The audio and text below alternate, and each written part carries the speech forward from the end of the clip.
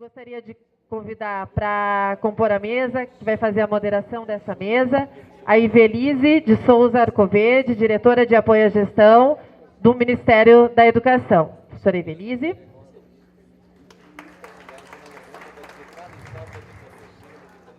Como debatedor dessa mesa, Roberval Ângelo Furtado, superintendente de Políticas de Educação da Secretaria do Estado de Educação do Mato Grosso do Sul, representando o CONSED.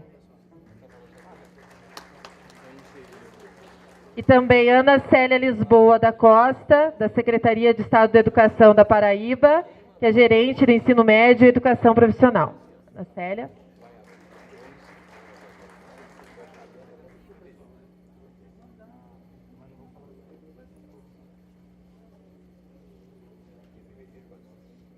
Então eu passo a palavra à Ivelise, que vai conduzir os trabalhos dessa mesa. Bom dia a todos e todas aqui presentes. Hoje um dia mais voltado para as nossas discussões junto às SEDUCs e às universidades.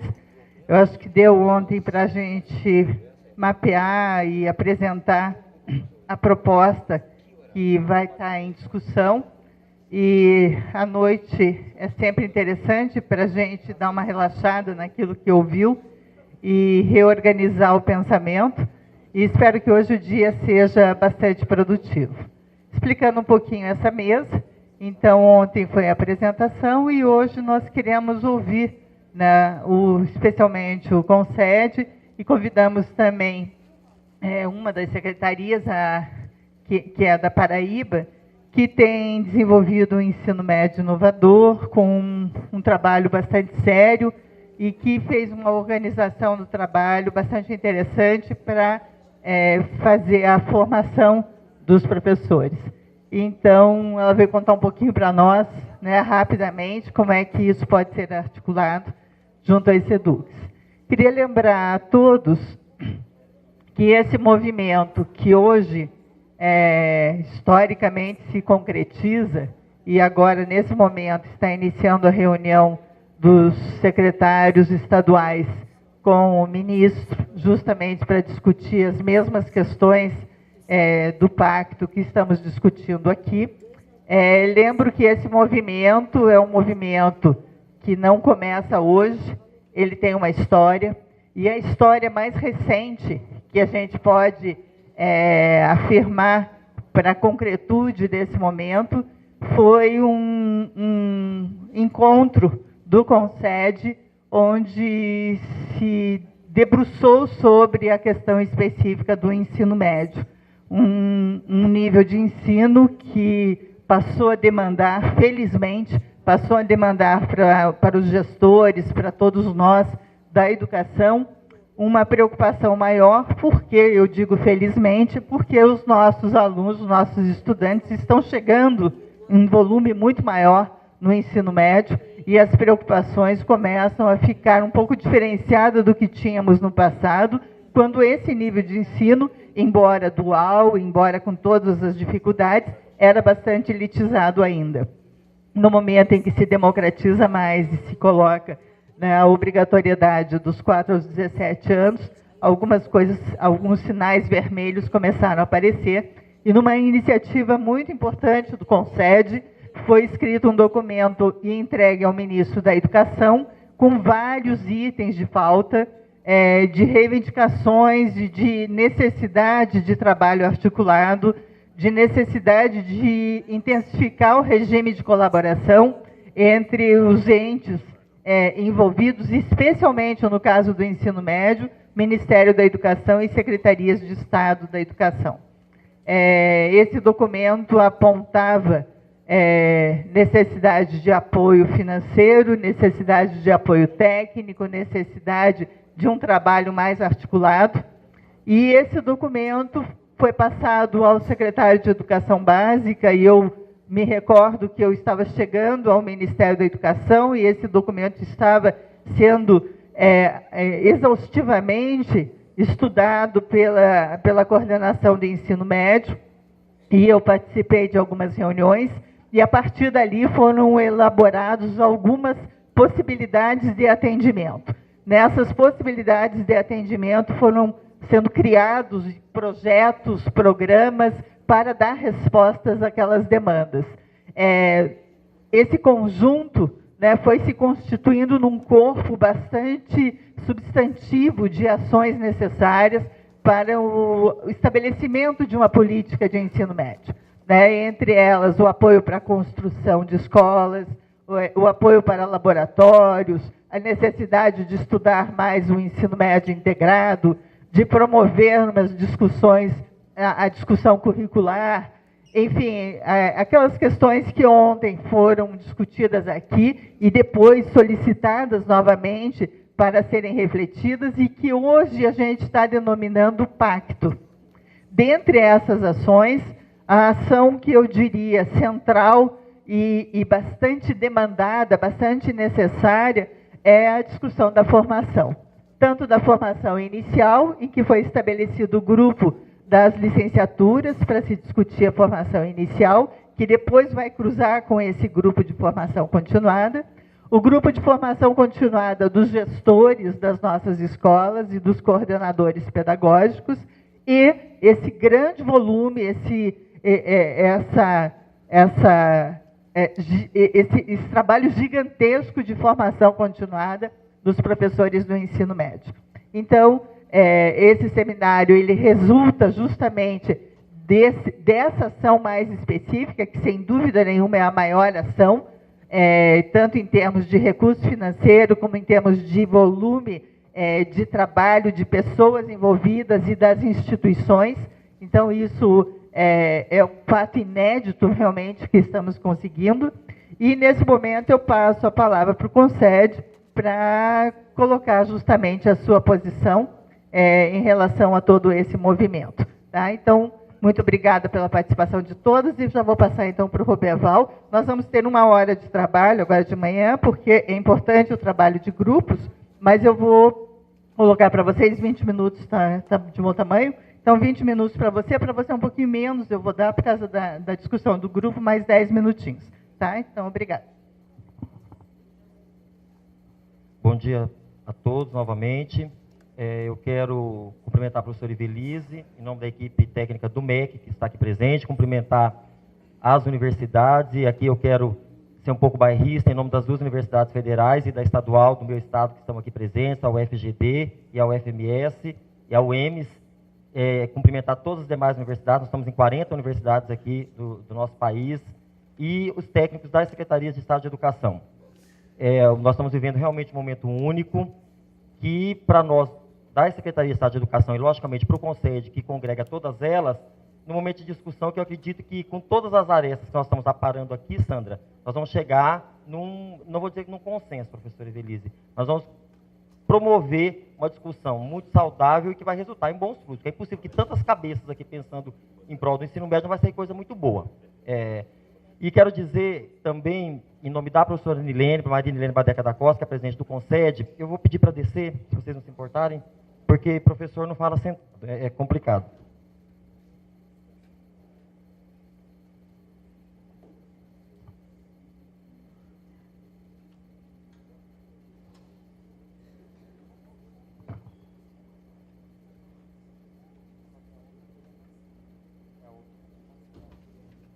A professora Ivelise fez um recorte histórico muito interessante, professora. Perdoe se eu der as costas a vocês, tá? Eu sou da Secretaria de Estado de Educação de Mato Grosso do Sul, respondo pela Superintendência de Políticas de Educação, aqui represento o Concede, mas eu falo muito mais que pelo Concede. Eu falo em nome das 27 secretarias de Estado, inclusive do Distrito Federal, logicamente, e o trabalho que nós vamos, esses desafios que serão apresentados aqui, que de repente nem são todos eles, a voz de todas as secretarias de Estado de Educação, que, como a professora Ivelise apontou, foram as discussões realizadas num espaço de tempo maior do que o momento da reunião que ela disse aqui. Nós estamos aí há um bom tempo discutindo essa etapa da educação básica, que é o ensino médio, esse grande desafio que é, primeiramente, a universalização, que nós já estamos buscando, não só pelo cumprimento da legislação, mas pelo dever e a missão social que nós temos e o resgate histórico com essa população que está marginalizada, está à margem do processo de escolarização, e nós estamos, todos nós, em cada uma das nossas secretarias de Estado de Educação, buscando meios para garantir o acesso, a permanência e o sucesso desses estudantes que nos procuram. E mais do que isso, nós temos uma grande quantidade, como eu até ouvi muitas das apresentações aqui, ouvindo as apresentações, dizendo que todos nós batemos sempre na mesma tecla. É a questão da universalização, a questão de quem está fora, as condições das escolas, sejam elas de infraestrutura, pedagógicas, financeiras, e sempre nós estamos rodeando sobre as mesmas demandas. Não é essa, é aquela do que tem concede, isso.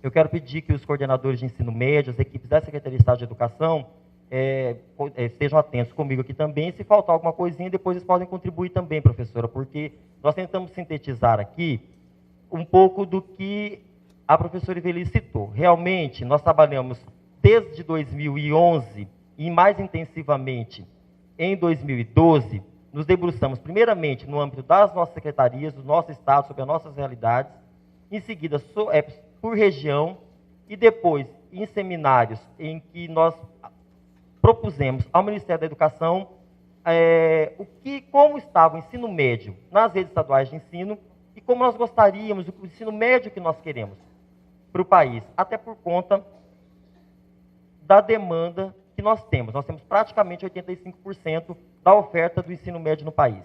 Ou seja, nós fazemos o ensino médio. Nós temos aí algumas escolas federais que ofertam ensino médio, as escolas, algumas municipais, nós até, não sei, Sandra, só trouxemos um DIME aqui, nesse momento, não vem, né, não vão entrar. E também temos as escolas particulares, porém, a oferta é da rede estadual. A rede estadual, podemos dizer que ela é praticamente dona do ensino médio, porque é assim que está conosco, é impossível dizer que não.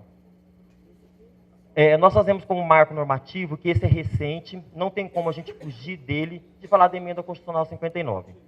É um ganho, é um avanço significativo para a população brasileira nós marcarmos o acesso, o direito da escolarização para a população de 4 a 17 anos. Quem dera fosse de 0 a 17 anos, mas nós já conseguimos avançar muito e saímos de 6 a 14. E aí incluímos o ensino médio. A LDB foi alterada posteriormente e nós temos aí talvez o primeiro grande desafio para todos nós das redes estaduais de ensino. Universalizar o ensino fundamental num ano que está muito próximo.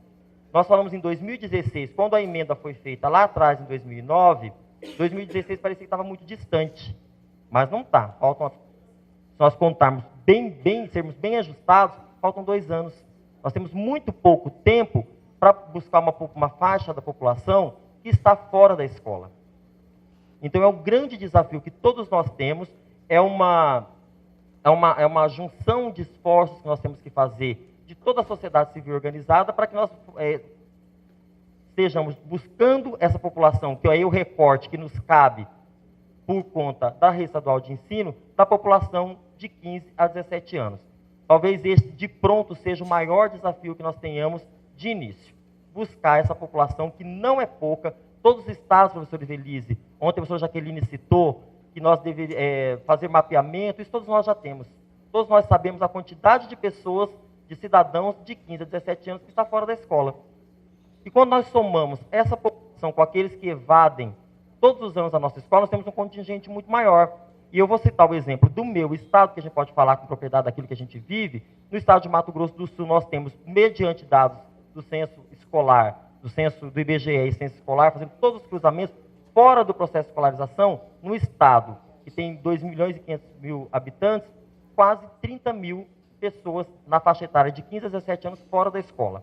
Aí vocês peguem estados de menor porte, de maior porte, nós chegamos à quantidade aquela que foi dita aqui ontem pela professora Jaqueline. Ou seja, esse é o primeiro e o maior desafio talvez nós tenhamos agora. Está aqui a quantidade de matrículas, que já foi apresentada ontem. Nós temos, de acordo com o censo de 2012, que são os dados consolidados, nós temos 84,9% da oferta do ensino médio no país. Nós temos aí, a juventude nós somos juventude porque é o público-alvo conosco. Nós estamos aí pensando há muito tempo como atender melhor essa juventude, como atender as expectativas de aprendizagem e os anseios dessa população, que ora tem 15 a 17, mas que se misturam com outras faixas etárias, mas eles estão conosco, somando um quantitativo significativo de 7.111.000, pouco mais, de pessoas, de alunos conosco na rede estadual de ensino. E aqui eu volto, reforçando o desafio que nós temos no país, 9% das pessoas não matriculadas nas escolas. E tem um dado interessante, esse é o total geral, mas cada um de nós sabe qual é a sua porcentagem. Cada um de nós sabe, e nós, quando nós fazemos mapeamento, nós temos a oportunidade de saber, em cada município, em cada localidade, quem tem mais, quem tem menos, qual a quantidade de pessoas e qual a porcentagem mediante a população daquela localidade. Até para ficar mais fácil as ações coordenadas da sociedade, porque esse é um dever que não é uma obrigação, que não é só da Secretaria de Estado de Educação. É um dever da sociedade, principalmente da família, que muitas vezes se torna omissa e não matricular os seus filhos na escola. Então, nós temos que fazer uma grande mobilização. Próximo desafio que nós temos enfrentado de forma muito emblemática nas nossas secretarias, que é a questão do movimento e rendimento escolar. Se, por um lado, nós temos uma quantidade significativa de cidadãos que não estão dentro da escola, aqueles, quando estão conosco, eles têm altíssimas taxas, as nossas redes ainda apresentam, isso em nível nacional, apresentam ainda taxas elevadas de reprovação e de abandono.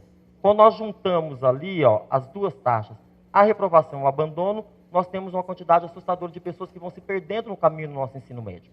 E que nos preocupa muito, porque nós temos que correr para um lado para colocar dentro da escola os jovens que estão à margem do processo de escolarização e aqueles que estão dentro, eles escapam. Então, é uma quantidade muito grande. E você não pode cuidar nem de uma ponta nem de outra. Então, está aí posto mais um desafio para todos nós, que não é fácil. E quando você agrega, e esses aqui são dados gerais, são dados do país, e aí, quando saem os dados do censo, aí as pessoas, nós sabemos o que nós enfrentamos com a mídia, que divulga e faz o ranqueamento dos estados, o estado que mais reprova, o estado que menos reprova, o estado onde os alunos evadem mais, por conta de todo esse processo que discutimos e temos debatido muito da escola que não é atrativa, e vem todos os motivos, enfim, consolidando os dados são esses. E é um desafio que está posto para todos nós, que nós compartilhamos muito com a escola, e compartilhamos muito com os professores. E não jogamos a culpa no professor. Nós acreditamos que não tem culpados. Nós vivemos uma circunstância, uma situação em que nós estamos justamente aqui para pensar nisso e achar meios para estancar essa evasão e essa reprovação. Paralelo a isso, nós temos a questão dos resultados, do rendimento, na verdade, desses jovens que estão conosco. Nós temos as avaliações que são... Nós nem vamos entrar na questão dos sistemas próprios de avaliação que a maioria dos estados já constituíram.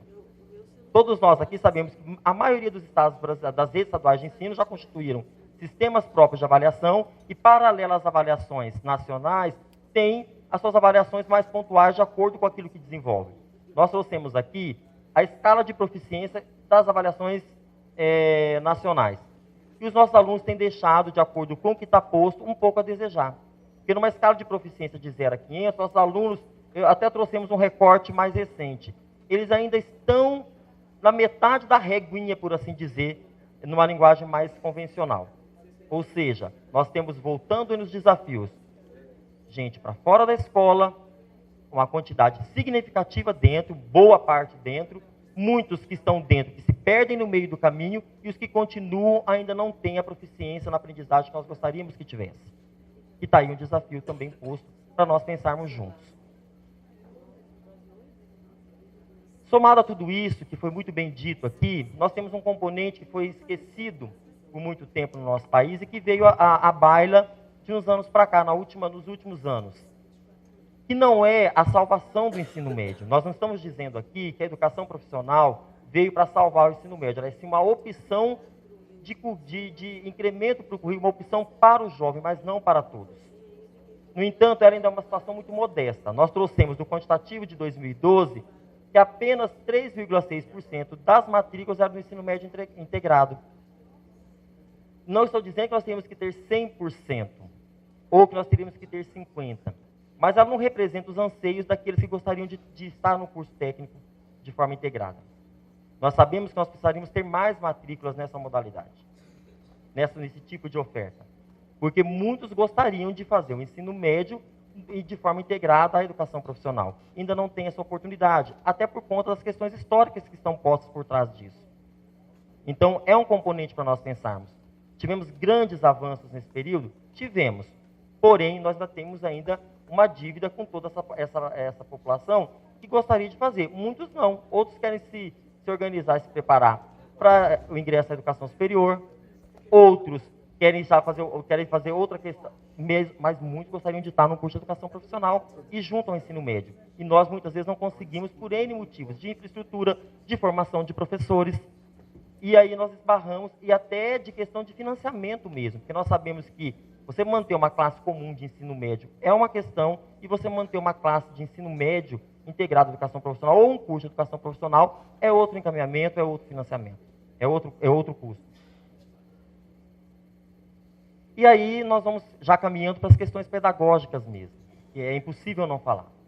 Nós temos aí a escola, que é quem lida diretamente, é lá que estão os jovens, é lá que estão difundidas, e toda essa problemática brota da escola, e nós discutimos aqui o que é posto lá, o que é resolvido lá, o que é executado lá.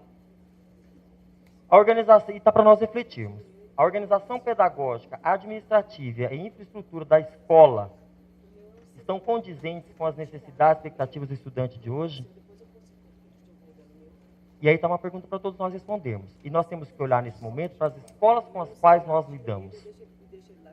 E aqui eu convido as universidades que estão aqui, já que nós estamos nos aproximando, as que estão próximas, que bom, e aquelas que estão chegando nesse contato mais próximo conosco, para olharem também as experiências que têm por meio do PIBID, por meio das formações que já existem, e até para esse olhar que terão conosco agora, para fazer essa análise, para fazer essa pergunta, que não é para dar uma resposta de imediato. Porque quando a gente olha assim, é não. Só que a gente tem que fazer uma análise bem criteriosa e uma reflexão junto até mesmo com quem está lá. Quando nós olhamos assim a grosso modo, a gente vai diretamente na infraestrutura. Logicamente que a maioria das escolas ainda deixa a desejar na questão de infraestrutura. Nós gostaríamos que as escolas, todas as escolas de ensino médio, tivessem os espaços, aliás, todas as escolas. Isso desde a educação infantil, lógico. Mas como nós estamos aqui no recorte do ensino médio, nós gostaríamos que elas todas tivessem todos os laboratórios que dessem condições para que os professores das mais diversas áreas do currículo pudessem ministrar as aulas com as possibilidades com as quais os professores quisessem e fossem necessárias. A organização pedagógica, que é o fazer do professor, com a coordenação pedagógica, com a equipe pedagógica, ela, que é lá no locus de formação da produção do professor com o aluno, o contato direto, também precisa ser revisto com mais calma, porque tem muita coisa boa acontecendo. Tem muitas experiências, nós veremos daqui a pouco uma delas aqui, que acontecem e a gente não pode também passar um trator em tudo e dizer que está tudo errado também. Então, nós temos que refletir com calma e dizer, aqui a questão até administrativa, porque a gente está caminhando aí há muitos anos, há muitas décadas, numa marcha ininterrupta. E a gente sempre ouve dizer que o aluno ele é o nativo digital deste século, os nossos professores formados no século, nós todos aqui formados no século passado, e a nossa escola ainda está lá no século retrasado. E a gente tem, principalmente nas questões administrativas, questões muito fortes que nos impedem de avançar em outros questionamentos, principalmente no pedagógico, que tem um impacto direto. A gente sempre comenta que quando a questão de organizar, até para ilustrar aqui, o currículo por área de conhecimento. E a gente discute muito, quando estamos nas nossas reuniões, tá, e como nós vamos fazer a lotação desse professor?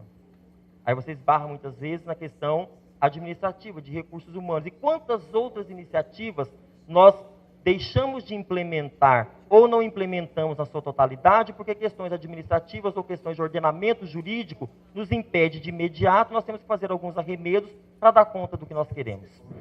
Ou seja, a reviravolta, ela é pedagógica? É sim. Ela nasce na sala de aula e nos outros demais espaços de aprendizagem, na escola? Sim, mas nós temos que pensar juntos aqui, nós vamos ter que fazer uma mudança macro. E que ela também não acontece de agora para o ano que vem. É uma discussão maior e que tem que envolver outros agentes. E aí nós entramos no currículo. Isso aqui está posto, essa discussão aqui que o Concede levou para o Ministério da Educação, ela também veio do Ministério da Educação para nós, que é a questão do currículo hoje no ensino médio ser altamente, uma abordagem fragmentada.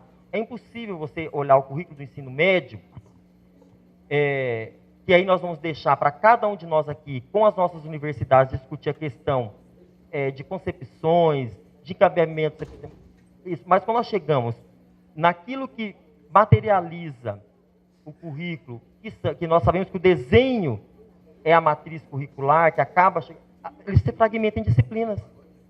E aí nós vamos ter que ter um grande pensamento para rediscutir o currículo, para quando essa matriz curricular tão fragmentada, ela dê conta do currículo que nós vamos discutir. Aqui é um desafio imenso para todos nós, porque você fazer um trabalho e pensar junto com toda a equipe, implementar um currículo que dê conta dessa juventude que está aí, de todas as demandas que a sociedade também quer da escola e que a escola, e depois você chegar nessa questão de fragmentação de disciplinas, não é fácil. Porque você mata muitas ideias, muitas vezes projetos são natimortos por conta disso. E aí vem todas as outras questões, das áreas que não se interagem por conta desse ordenamento, os conteúdos que são descontextualizados, porque muitas vezes, foi muito bem posto aqui, que nós ainda trazemos de outrora a questão dos conteúdos muito rígidos. Nós não dizemos que a escola não é espaço de conteúdo, a escola é o espaço de conhecimento, sim, mas de tal forma que nós não possamos engessar, de tal maneira que nós não possamos deixar que as experiências, que as disciplinas, que os conteúdos, que as pessoas, que os professores, todos se interajam. E hoje as coisas estão acontecendo assim. E a desarticulação com o mundo do trabalho. Quando nós apontamos ali a questão da educação profissional, ela é um recorte da questão do mundo do trabalho. Só que o currículo, de modo geral, do ensino médio, ele é desarticulado com as questões do mundo do trabalho. E o do trabalho como princípio educativo. E isso a gente não lembra, porque a gente acha que só pode fazer essa articulação com o trabalho no curso de educação profissional. E aí, como eu disse para vocês, nós temos grandes desafios, sim, de infraestrutura, porque as nossas escolas não são preparadas para receber o jovem. Nós trazemos, historicamente, a questão de uma escola preparada para o ensino fundamental e não é preparada adequadamente. Nós temos que rever essas questões, mas que demanda financiamento, mas que a gente não pode perder de vista para garantir espaço de convivência, laboratórios e tudo aquilo que os nossos alunos, os nossos professores merecem para desenvolver um trabalho pedagógico a contento. E a prática docente, que a gente não quer culpar o professor, só que o professor ele está realmente em descompasso. Nós, professores, estamos em descompasso com aquilo que o jovem quer, que o jovem precisa, que a sociedade precisa. E não é o oba-oba, porque a gente sabe que o jovem ele tem o seu mundo. Nós queremos entrar no mundo do jovem, mas que o jovem também saiba que a escola é o espaço de conhecimento e aprendizagem. E a gente precisa achar uma forma, juntos aqui, de colocar o professor na sua função, dando conta de fazer com que o aluno aprenda. O ensino noturno, que é um desafio para todos nós. Só que aí, né, Sandra, a gente já está buscando uma resposta para isso. O Ministério da Educação tem um GT constituído, eu tenho o prazer de fazer parte, nós temos representatividade de todo o país. O Ministério da Educação está fazendo um trabalho muito bacana, e ele não trata especificamente do ensino médio noturno, ele trata da educação básica noturna. Porque nós temos aí, nós não temos até então uma política voltada para o ensino noturno, nem vou falar, nem fiz questão de colocar aqui o ensino médio noturno. Nós temos questões de atendimento que não são adequados para o ensino noturno, e isso a gente sabe que é unânime. E nós precisamos também ver questões muito pontuais que valem para todo mundo, não só do noturno, quanto do diurno, que é o transporte escolar. Quantos de nós sabemos aqui o que é, em muitos rincões do nosso país, o que é o acesso do aluno da zona rural a uma escola, seja na zona rural, seja na zona urbana, e de preferência fosse da zona rural? Professor, vou pedir. Concluir, tá? A questão da formação, que eu vou pular e vou falar no final, e alguns pontos que para nós são muito importantes. A questão da educação especial, da inclusão, que está posta, nós temos que receber esse aluno e atendê-lo conforme as suas especificidades. A educação em tempo integral, que é o sonho de todo mundo, só que uma educação em tempo integral que atenda e que tenha condições de ter esse aluno dentro da escola, porque a gente não pode receber o aluno dentro da escola, não tem condições para recebê-lo, nem condições de infraestrutura, de materiais didáticos, de condições de professores para atendê-los. O Enem está posto aí, só que o Enem ele adquiriu tantas funções que muitas vezes ele deixa de cumprir a sua função máxima, que é de dar respostas para o jovem, de tantas atribuições que foram dadas ao Enem. E a gente precisa retomar a discussão sobre o Enem, bem pontual, inclusive nos ouvindo a Secretaria de Estado de Educação, com mais pontualidade. E, professora Evelise, eu até quero discutir com a senhora. Quando nós falamos de formação continuada, e aqui está falando para os professores, nós precisamos muito trabalhar com essa equipe, que são as equipes gestoras. Nós não vamos conseguir avançar em muito se nós não tivermos diretores de escola e equipes pedagógicas, coordenadores pedagógicos, qual o nome que seja dado, se eles não estiverem bem preparados para executar esse trabalho também, para dar suporte para os professores. Então, nós vamos ter um descompasso muito grande de um professor bem preparado e uma equipe trancando e segurando o trabalho. Então, nós temos que pensar nisso, e com muito carinho. E a infraestrutura que eu já falei. E entrando na formação inicial continuada, para eu encerrar, professora. Nós temos aí, e não podemos deixar de pensar nunca, que é realidade, principalmente no ensino médio, os professores que não têm habilitação específica. E a gente pode considerá-los como formação inicial. Por quê? Principalmente química, física, biologia, arte e, em muitos lugares, matemática, nós não temos o professor habilitado. E ninguém dá o que não tem. Espanhol, sociologia, em algumas questões, que foi uma implementação que chegou. Ninguém dá o que não tem. Por mais esforço que a pessoa possa ter, ela não vai querer, chega um momento que trava. Então nós temos que pensar nessa questão e utilizar e avançar nas questões da formação continuada. E eu quero aproveitar disso para finalizar, dizendo que nós temos um novo desafio que nos foi posto aqui, que é o pacto. O pacto que está sendo apresentado para nós aqui, ele se constitui num desafio. Por quê? Nós temos que caminhar, professora Evelise, Sandra, e aqui eu quero falar especificamente para a equipe do MEC, que nós que lidamos com a escola, nós lidamos muito com professores, eu acredito que todo mundo que trabalha na Secretaria aqui, Estado de Educação, lida muito com o professor, porque vai na escola e trabalha nas formações. Nós sabemos que o professor precisa da teoria, sim. Isso é fato.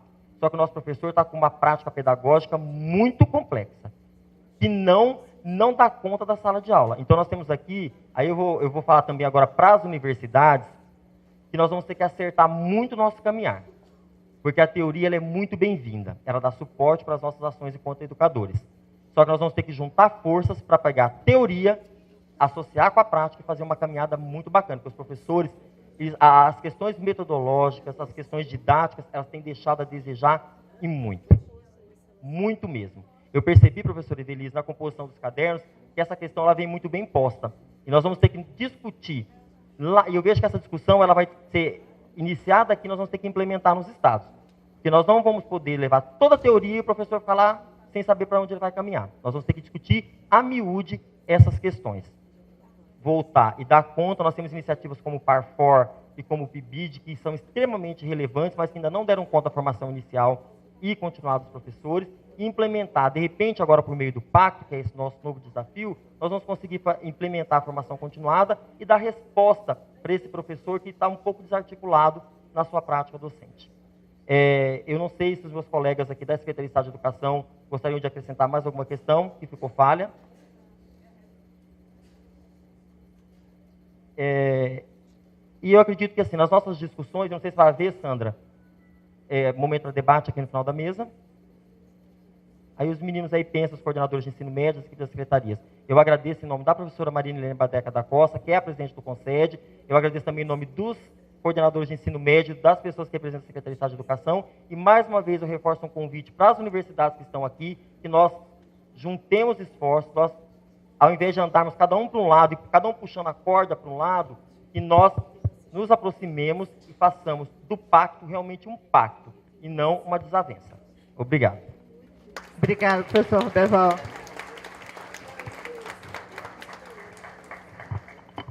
Muito obrigada. Entendo que essa é a nossa tarefa. Não é fácil fazer a avaliação e apresentar os nossos problemas, tanto por parte do governo federal como estadual. São nossas mazelas, mas são essas as questões que temos que enfrentar. Rapidamente, vou passar para a professora, para que ela possa apresentar da Paraíba uma experiência, tá? Uma experiência que nós entendemos está se encaminhando bem e que dependeu muito de um esforço, de uma gestão desse programa junto às escolas, tá? Então, vou dar 10 minutinhos para a professora passar rapidamente. Eu sei que é pouco tempo, professora, mas é mais para passar rapidamente, para poder alimentar as nossas discussões que vêm agora nos grupos. À tarde, nós retomaremos a discussão aqui no coletivo. Mas eu acho que é importante agora esse momento na sequência dos grupos. Pode começar, professora, 10 minutos.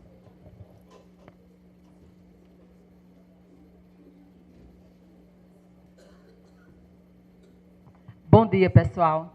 Eu vou pedir licença aqui à mesa, eu vou para baixo. Muita formalidade aqui em cima. Por favor. Eu sou Ana Célia, sou professora e estou, no momento, gestora do ensino médio e educação profissional do estado da Paraíba. Pode avançar, eu vou ser breve, porque o tempo é curto, só para dizer como nós organizamos o inovador no estado. Pode passar, Inaldete. Pode avançar até aquela quadrinho que apresenta o inovador no estado de 2009 para cá. Então, nós temos, nossa rede é composta de 804 escolas, dessas 386 são do ensino médio, do total do ensino médio, 88 são exclusivas de ensino médio.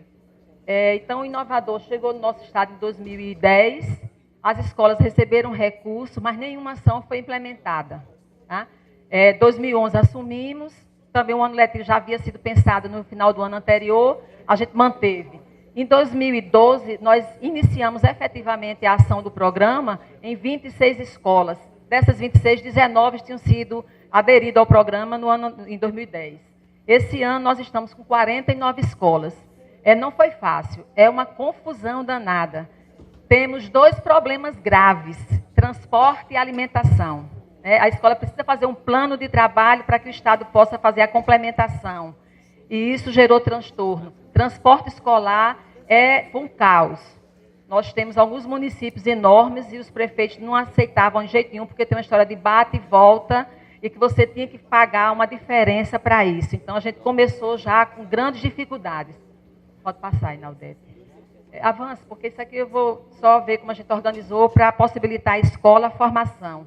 Primeiro, houve uma decisão política do governador de pagarmos uma gratificação de R$600 para colocarmos acrescermos 10 horas aulas para estudo e planejamento. Nosso plano de cargos e salário prevê 30 horas semanais, dessas 20 de efetivo exercício em sala de aula, 5 de planejamento e 5 de atividades extraclasse. E nós pagamos mais 600 por mais 10 horas de estudo e planejamento, que nós organizamos, pode passar,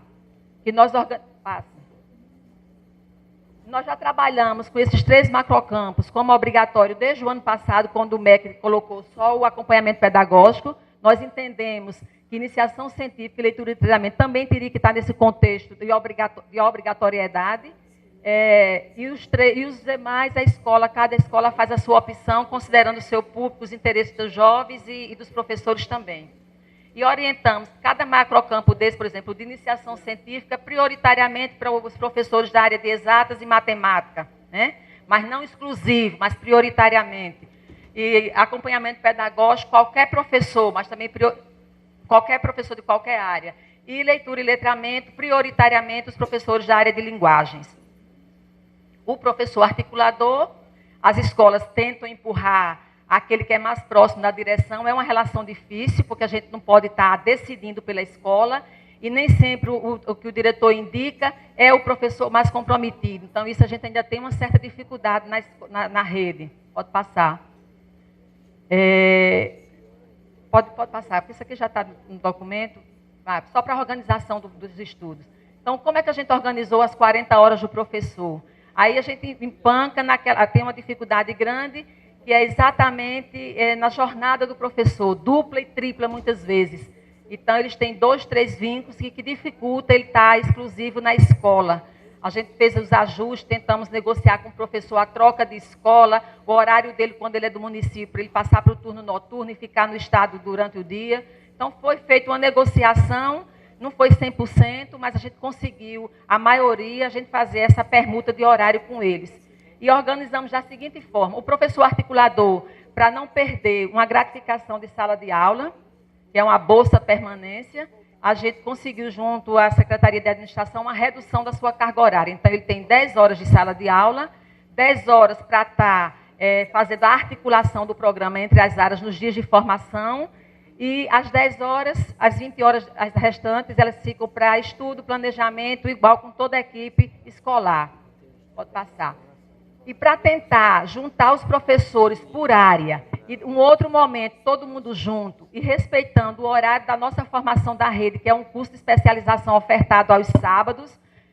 Eu trouxe uma experiência da escola que eu fui gestora, do município de João Pessoa, uma escola grande, e nós organizamos da mesma forma. Então, na terça-feira, nenhum professor da área de linguagens, ele está em sala de aula, o horário dele é livre, mas ele tem que estar na escola o dia todo, porque uma hora eu estou lá estudando sozinha, no outro turno eu vou estar com meus colegas da área discutindo. Na quarta-feira, a área de ciências e suas tecnologias, e na quinta, natureza e matemática. Dessa forma, a gente conseguiu juntar os professores por área. E na sexta-feira, a escola funciona até o meio-dia, para os alunos almoçam, vão embora. E o turno da tarde, o aluno não está na escola, não tem aula, mas toda a equipe está lá no planejamento integrado, toda sexta-feira. Então, a gente tentou dar essa possibilidade para evitar de trazer aos sábados à tarde, porque já é sacrificante, eles estão de manhã. À noite é difícil, porque eles têm outro vínculo. Essa foi uma forma que nós encontramos. Das 48 escolas que hoje têm um programa no Estado, nós temos 10 que conseguiram compreender o sentido do inovador, 10 que conseguiram avançar e caminham sozinhas. O que é que a gente está fazendo agora? Estamos discutindo para que essas 10 escolas adotem uma escola para que elas possam estar efetivamente colaborando, já que a gente tem uma fragilidade pessoal. A gente não tem uma equipe de técnicos que possa estar junto com as escolas, a gente não tem uma equipe de monitoramento, e é muito difícil. A minha gerência, somos eu, Inaldete, a operacional da educação profissional, e mais 5 técnicos, e técnicos de nível médio. Então, a gente tem que rodar o Estado, e a gente nem sempre pode estar junto na medida que a escola necessita.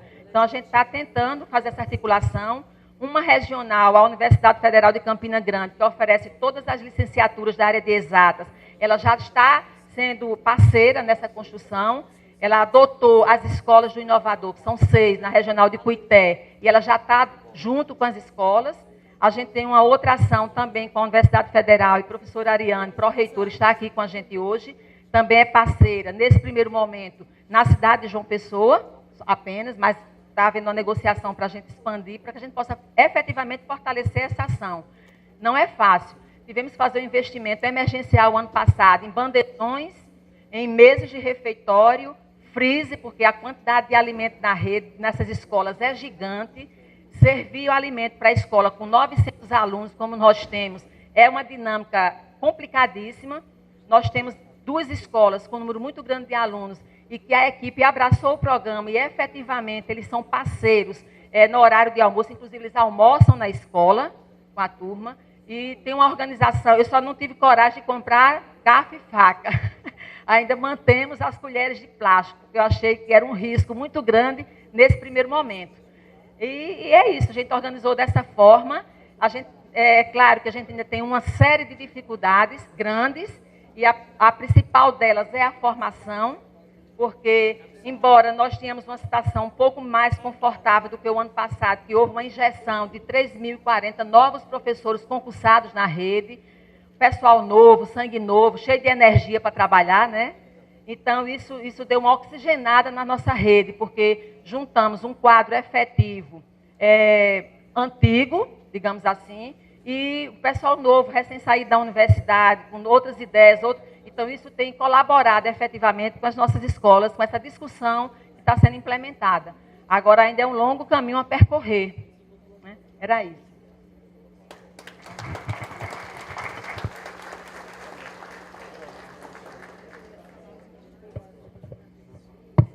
Eu já compartilhei, nós elaboramos um documento orientador a partir do que o MEC nos enviou. Eu já até compartilhei com alguns colegas de ensino médio coordenadores. Então, quem tiver interesse, nós podemos reencaminhar para vocês, tá certo? Muito obrigada, professora. Nós sabemos que não é a única experiência, outros estados têm experiências interessantes, tanto na organização, na gestão, e que pode estar compartilhando agora no momento da discussão do grupo, junto com a universidade. Eu acho que são experiências importantes, na medida que a gente consolide o pacto, e vou contar para vocês rapidamente, né, o que ocorre no pacto da alfabetização. As universidades, por sua vez, criaram o Fórum das Universidades, num processo de formação. Isso tem movimentado internamente as universidades voltadas para a alfabetização, criando grupos novos, criar especialização, mestrado. Por sua vez, os estados também, em relação à alfabetização, se articulam mais com o município. E eu tenho muita esperança de que, saindo do pacto do ensino médio, a gente possa evoluir bastante nessa área, quer internamente, nas nossas universidades, na articulação da formação inicial com as licenciaturas e dessas com o Estado, porque entendo que aí há um grave problema, né, de articulação do que acontece na formação com o que acontece na prática das nossas escolas. É isso que a gente está querendo enfrentar e entendo que essa discussão muitos de vocês podem fazer. A Paraíba traz um exemplo do que foi feito, entendemos como importante estabelecer um dia de formação, até porque esse dia a gente pode usar, meu sonho, quando eu estava aqui no Paraná, a gente conseguiu parcialmente isso, mas meu sonho é que a gente conseguisse, por exemplo, inclusive com o apoio da tecnologia, da TV Escola, se terça-feira a gente estabelecesse a discussão da área de ciências humanas, que a gente pudesse transmitir, né, ao vivo e depois retransmitir, se fosse o caso, né, atividades de ciências humanas na terça-feira. Na quarta-feira poderíamos pela TV Escola.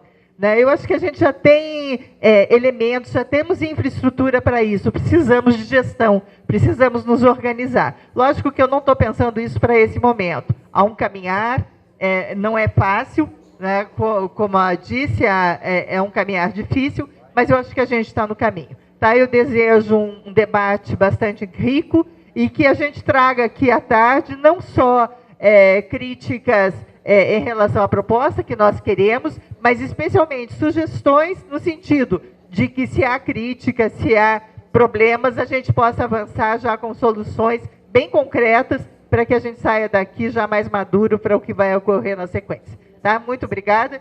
Se fala agora sobre a distribuição. Pessoal, então, agora até ao meio-dia, nós vamos fazer o trabalho dos grupos e retornamos a 1h30 aqui novamente para o auditório para os relatos dos grupos.